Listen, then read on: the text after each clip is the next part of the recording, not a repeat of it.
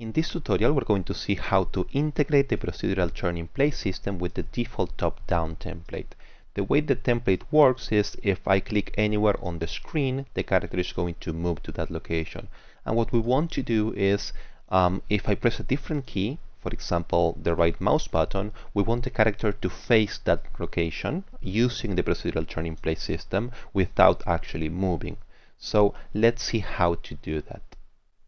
So what I've done here is, after creating the top-down template, I added the turn-in-place system from the marketplace. And you can see here that everything is working properly, but we're actually using the third-person character.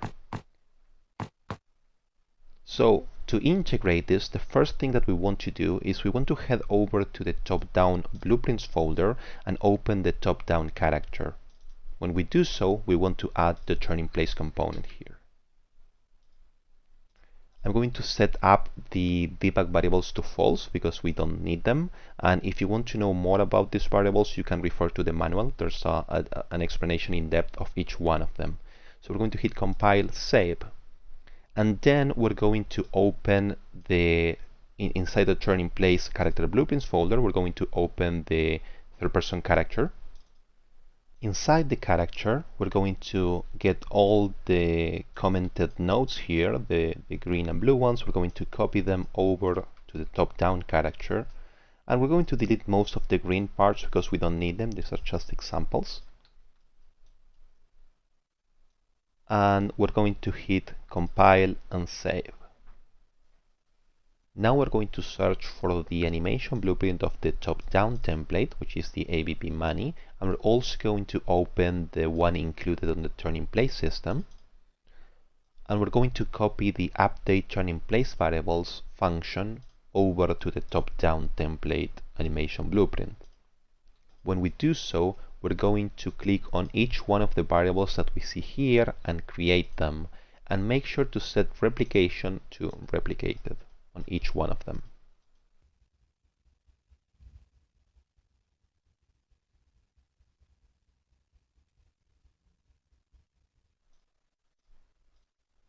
Now we're going to hit compile and save. We're going to head over to the event graph, and on the sequence here, we're going to add before it the update turn-in-place variables function. Then we're going back to the turn-in-place animation blueprint, and on the anim graph, we're going to copy everything that comes here, the turn-in-place control rig and the fit IK. And we're going to go back to the top-down template animation blueprint, and we're going to paste it after the default slot here.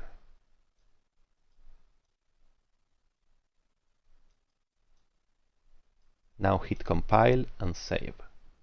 Now if I play this and hit the tab key, you will see that the character is actually turning to look forward. So everything is working, but we still have to define how to make the character look in other directions. So let's see how the top-down template works. And if you head over to the top-down controller, you will see that we have a function here. Whenever the mouse key is pressed, this function getLocationUnderCursor is called, and then this follow function is executed. So we're going to take advantage of this function, and we're going to add a new event here, which happens whenever we place the right mouse button. And just to see how this works, we're going to call the drawDebugSphere function, and we're going to just show a sphere on the screen on the mouse location. So if I hit play and click the right mouse anywhere, that's where we want the character to look at. Let's now have a look at the turn-in-place component. And inside it, if you go to the calculate turn-in-place steps function, this is where we define where the character rotates. So by default, we looked at the control rotation, which is basically the camera location, and we want to change this and to move to rotate to an arbitrary rotation. So what we're going to do is we're going to create inside this function a new input, and we're going to call this the target rotation. Just make sure to set this as a rotator, and we're just going to connect this pin here, replacing the get control rotation.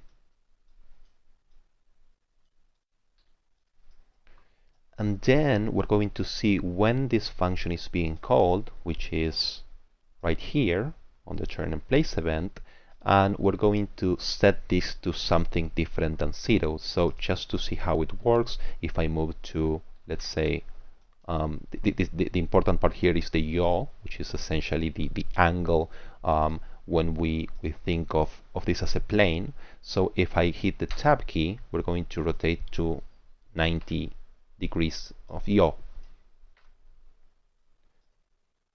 So let's just make sure that when we call this event, we're going to again set an arbitrary rotation, and this event is called on the try TurnInPlace function here, and this is the function that actually is being called from the controller.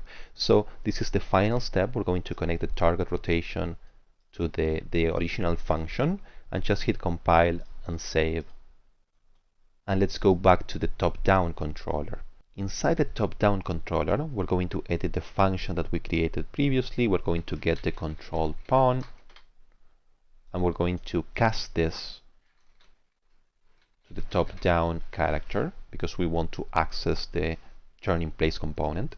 And here we're going to try TurnInPlace. And now we have to figure out what's the proper rotation. And to do so, we're going to use a node called the find look at rotation. And the way this works is basically if I hit play, what I want to do is find the proper rotation from the character to the sphere that we are just debugging. So on the start option, the input here, we're going to get the actor location of the current pawn.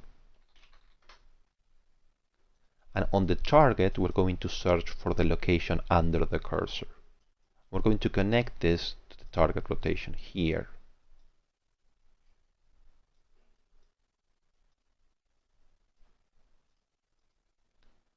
So now if I play and hit anywhere on the screen with the right mouse key, the character is going to face that rotation.